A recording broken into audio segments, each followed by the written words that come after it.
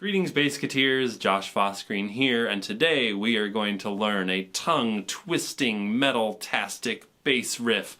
It doesn't actually have to twist your tongue because we're going to use our fingers to play it, but you can think about your tongue being twisted while you play it. Doesn't that sound fun? So you will want to download the PDF to follow along today. I'll put the link in the description since YouTube annotations are going bye-bye. Here's what it sounds like.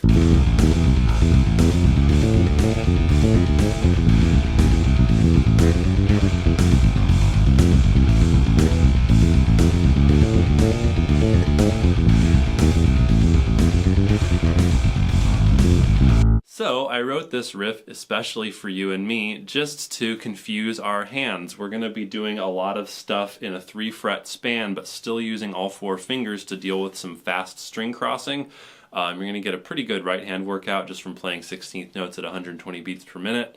And also there's a little bit of interesting harmony and chromaticism to deal with. So lots of fun stuff.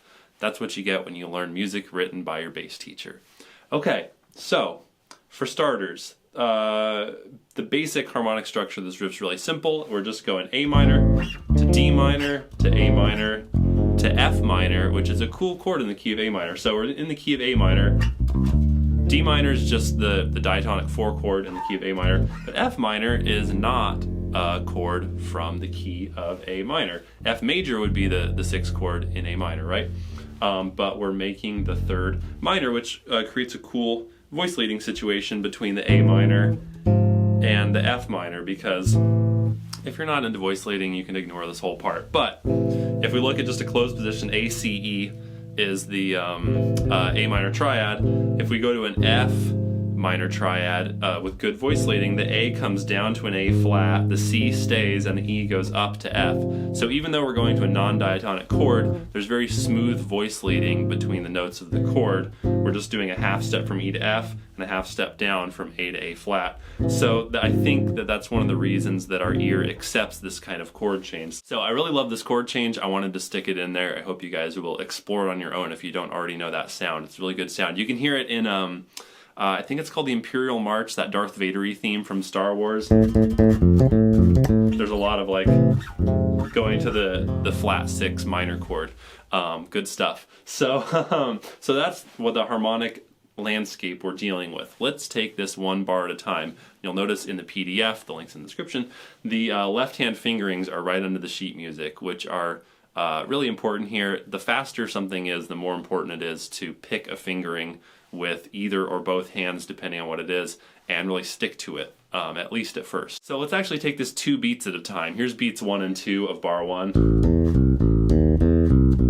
Okay, so we're going open, 2, 4, open, 1, 2, 4, 2. So far, we're doing a 3-finger fretting approach, right? We're in a 3-fret box. We're just using 1 on the 1st fret, 2 on the 2nd fret, 4 on the 3rd fret. And the reason we don't do it like this is because this requires more stretching than this does, okay? So using the pinky when you're doing a 3-fret span is almost always the thing to do if you don't need to reach further, because it's more relaxed for your hand. And when you're rocking a riff this fast, you want to relax as much as possible. Okay, so that's beats 1 and 2. Beats 3 and 4 start the same way. On beat 3, open, 2, 4, open. Then we're going to go 1, 3, 2, 4 to get into bar 2. So this is an example of using all 4 fingers, but not in a 1 finger per fret setting. So I'm going 1, 3. That allows me to reach over with 2 to get to that C natural. And that brings us to bar 2. So bar 1 altogether, open, 2, 4, open, 1, 2, 4, 2. My brain just stopped working. Open, 2, 4, open, 1, 3, 2, 4. Now we're in bar 2, which is similar but not the same as bar 1 on the D minor chord. Tongue twisting.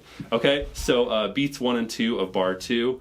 Open, 2, 4, open, 2, 4, 3, 2. And then beats 3 and 4, open, 2, 4, open, 1, 2, 4, 2. And that'll take us to bar 3. So our basic approach here is doing the 1, 2, 4 fingering in the 3-fret box, except for throwing in the 3rd finger when we need to deal with string crossing situations.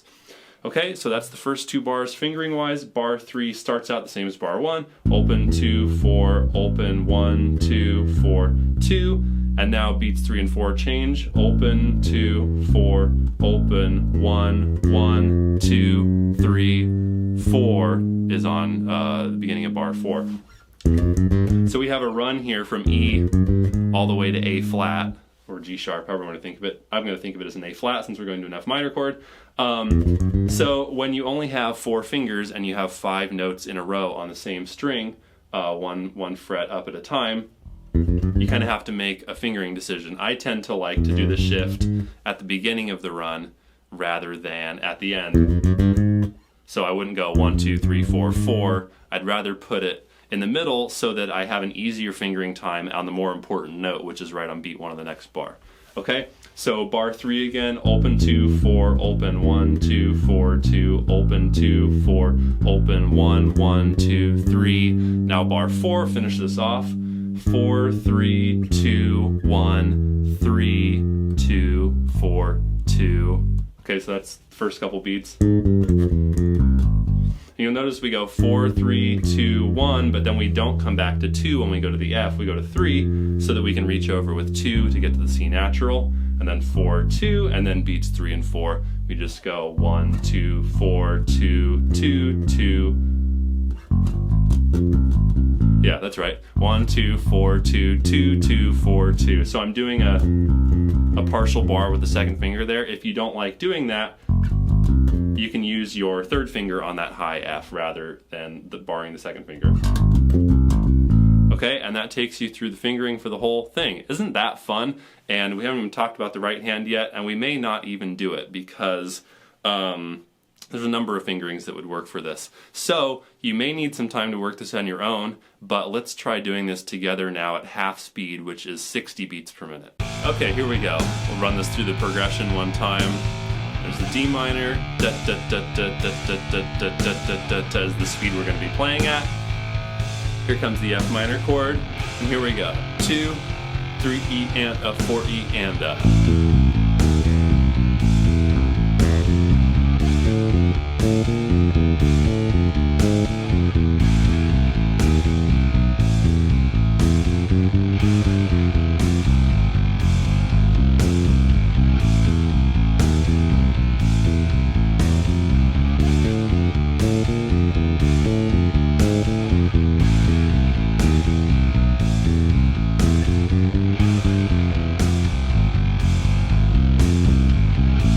Let's try this at 90 BPM, which is splitting the difference between half speed and full speed, which, if my math's right, that means it's at 3/4 speed, because of numbers.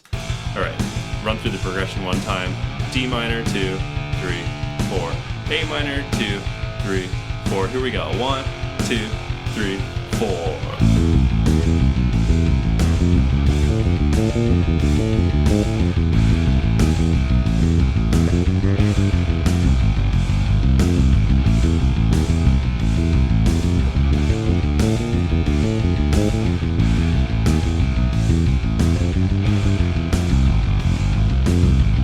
Just to give your hands a quick break before we play the full speed together, let me talk you through how I composed this, if you want to call it a composition. It's a little bit, that's a bit fancy of a title for what this is, but I mean, we're basically working off of the A minor, D minor, and F minor scales here, plus some chromaticism.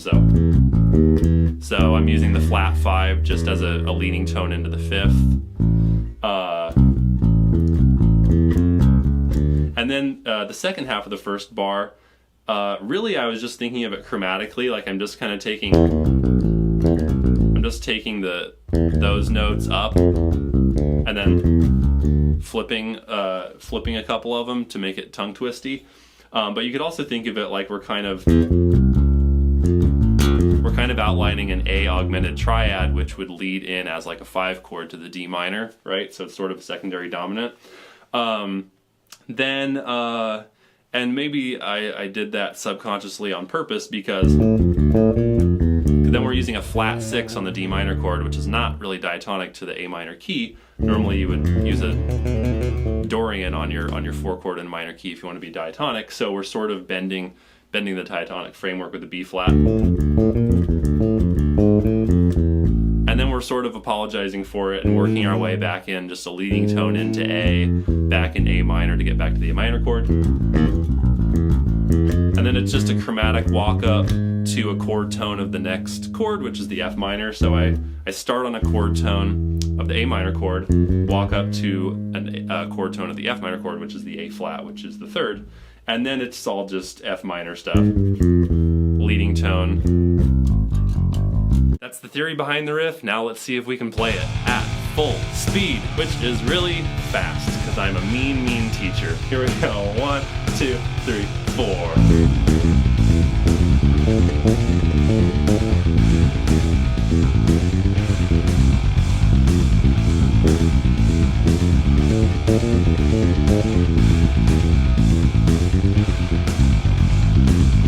I'm now laughing at myself because I was thinking of having us go up to 132 instead of just 120, but I think we'll leave it at 120 for now, because even old Josh the bass teacher's playing it pretty sloppy a few times here.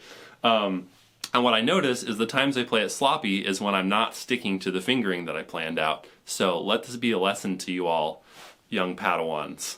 Pick a fingering and stick to it, and that's the way to shred. Thank you guys so much for watching. I hope you enjoyed this lesson. I feel like it's a little bit out of left field for the kind of stuff I normally do, but I hope you appreciate that besides just being a sort of fun metal riff, it's a really great hand workout and exercise in metal-esque chromaticism. So until next time, party on, Wayne. Ha ha ha ha ha, the power of bass compels you. Subscribe to this channel for more bass lessons, or click on the video preview to watch another one right now. Ha ha ha ha ha ha ha ha ha ha ha.